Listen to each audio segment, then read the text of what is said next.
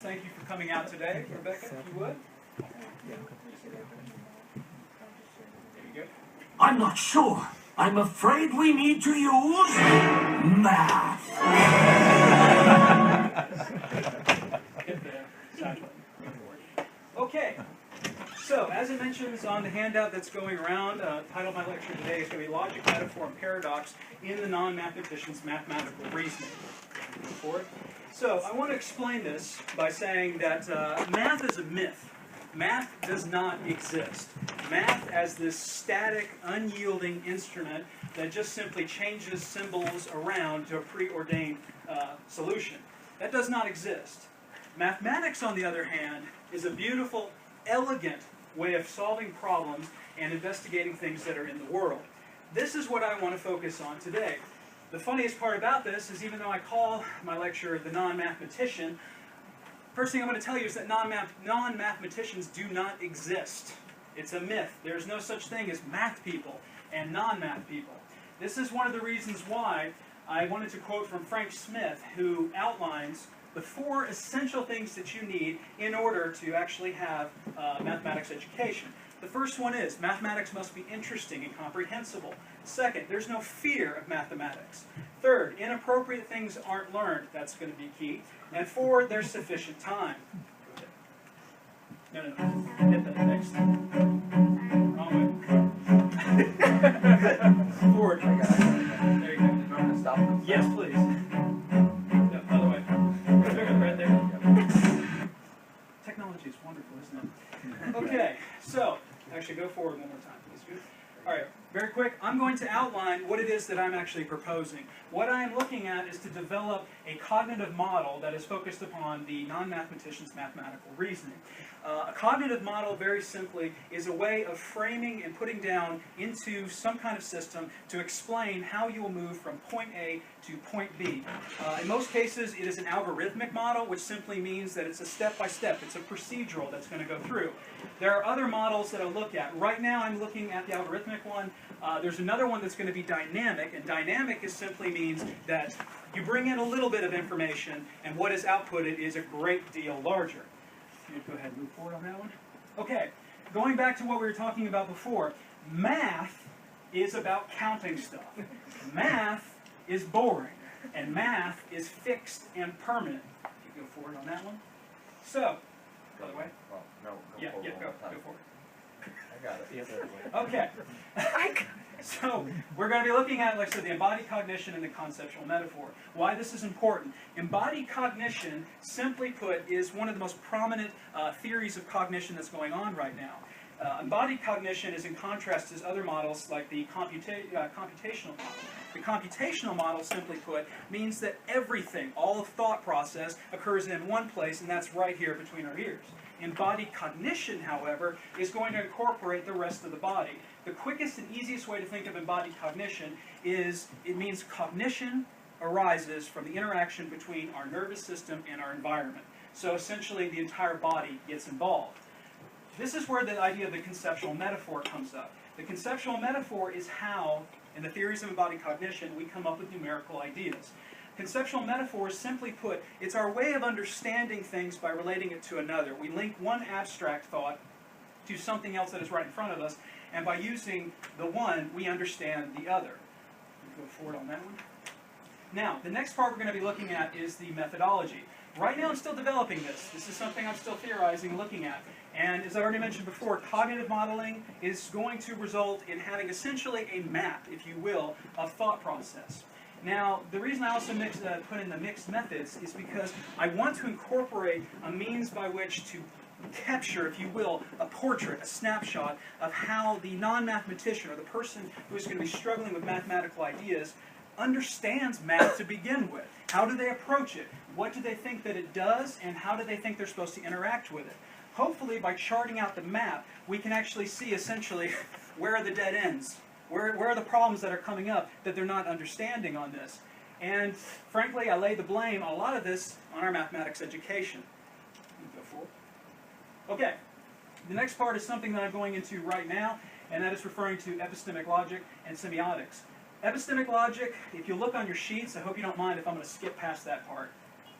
That'll explain it a little bit better on that one. And go for it. Okay, this is just another representation so you can have it very clearly understood the difference between the embodied cognition and the computational cognition. One more over. Okay, now we're going to get to the good stuff. This is where I want to bring up the really, I think this is going to cement the idea. Looking at two paradoxes of embodied cognition. Essentially, what you're going to be looking at is how do we come up, if all ideas of numerical ideas come up through our system, then how in the world did we ever come up with the concepts of things that are outside of a finite body? Good example of this would be infinity. How in the world does a finite being come up with the idea of infinity? Also with zero. Zero is not nothing. There's a difference between zero and nothing. For example, right now on that chair, there is nothing. However, in my wallet, I have $0. There's a difference between the two.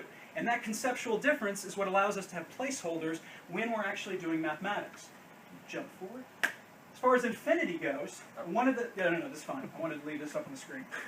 So, one of the key things when we're looking at the idea of zero and infinity, this is a concept, and I have to give credit to the person who came up with the source. That's going to be George Lakoff.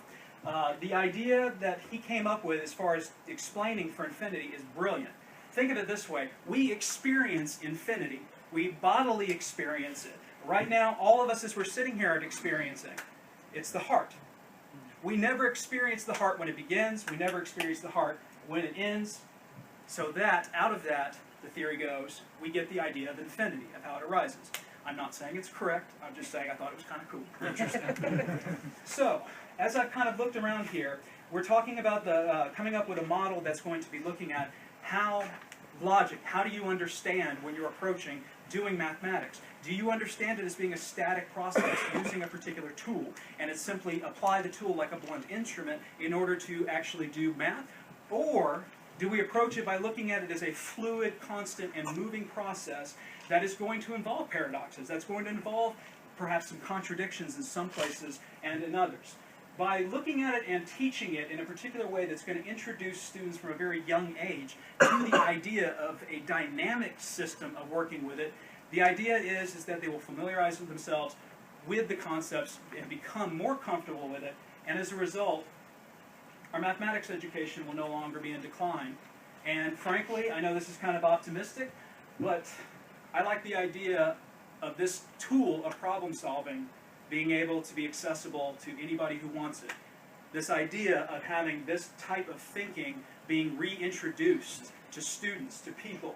And it'd be very interesting to actually see what would the effects be upon academia, science, because science is dependent upon mathematics. The list goes on and on. So, in closing, this is the model that I'm looking at right now. It's insanely ambitious. And I'm not saying that as a note of arrogance. I'm saying that because I know how much trouble I'm going to be in when I start on this.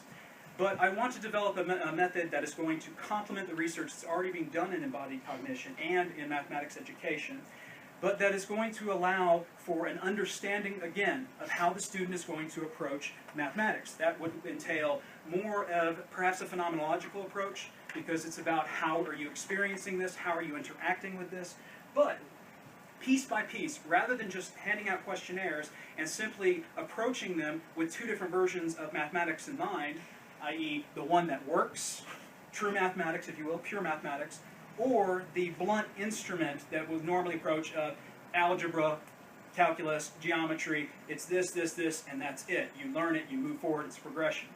Because if we have those two methods in mind, it would bring it forth just like that. You're forcing the person to choose between two different structures, rather than actually approaching it and saying, how are you doing this and how are you coming about it? I hope that's kind of understandable, that there's a gap, there's a knowledge gap there, where we have to come up with a method that's not going to be entirely exclusive or entirely subjective. So that's the trick that's going to be, is coming up with a method that's going to be hopefully usable in a lot of ways. And never mind, I'm done. Thank you.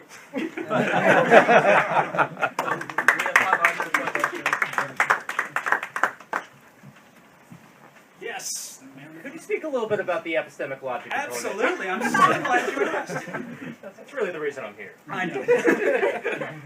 Okay. Looking at the epistemic logic, the idea, that I'm trying to kind of get at is I want a way. You're good. I You're was good. there, I know. Yeah, Hold okay. on. I filled it. So essentially, the idea is I want to incorporate this. I want to actually see if there's a way of saying, how do you think that this actually exists? Like, for example, the many worlds hypothesis that comes up of saying that I believe it's Friday because I know it's not Thursday and I know it's not Saturday. Now, I'm going to be honest, I don't know if this is going to work. I don't know if I'm trying to get a puzzle piece to fit into a place where it's not supposed to go. But I like the idea because I'm approaching this in a cognitive science perspective versus cognitive psychology. The difference being is that cognitive psychology is, well, psychology that's pretty much focused on cognition versus cognitive science, which is multidisciplinary and will incorporate philosophy, anthropology, artificial intelligence, linguistics, etc.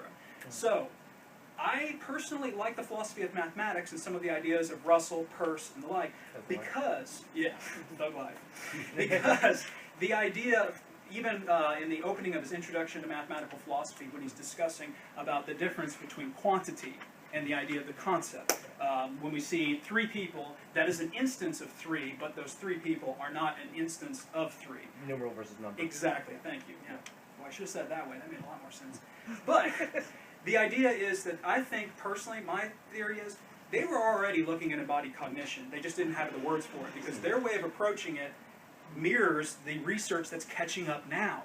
We even have neural models that are coming up and showing that there's not one part of the brain that does mathematics. It is in three different sections so far. Algebra comes from one section, arithmetic comes from another. The big distinction being here, arithmetic is going to be a simple counting function, which in most cases we've shown babies come into the world and they can count up to three. They can recognize three different objects. They have rudimentary counting and arithmetic skills.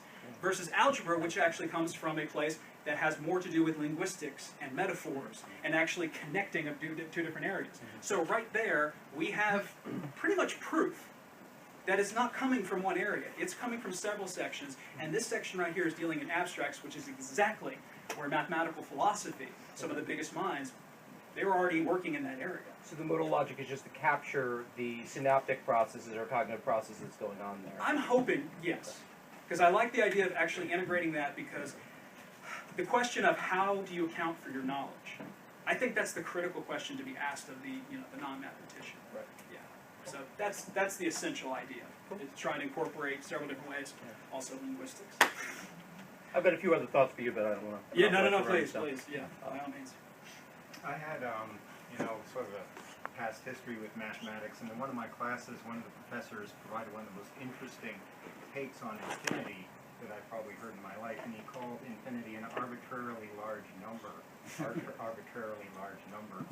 And while you were presenting, I also was remembering times when I was helping people do better on the GREs, the math part of the GREs, and one of their perennial frustrations is that the element of arbitrariness of mathematical systems, and very often they'll ultimately ask, well, why does it have to be this way? Why couldn't it be some other way? And at some point you have to say, well, you have to take this as axiomatic. In other words, like, to really answer that in a deep way, you'll never get a high score on the GRE. So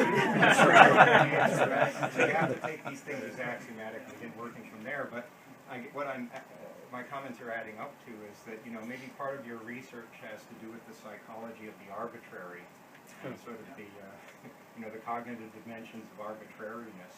And how we actually grasp that. I mean, kind of going off that, if we've ever been online and played around, you know that there are websites that will do random number generators. They usually use that in research. Here's the funny part, the paradox of an arbitrary, random number generator. So you got that word stuck in my head now. It's never random. I mean, it cannot ultimately be random because it's always going to be limited by the algorithm that's actually in place.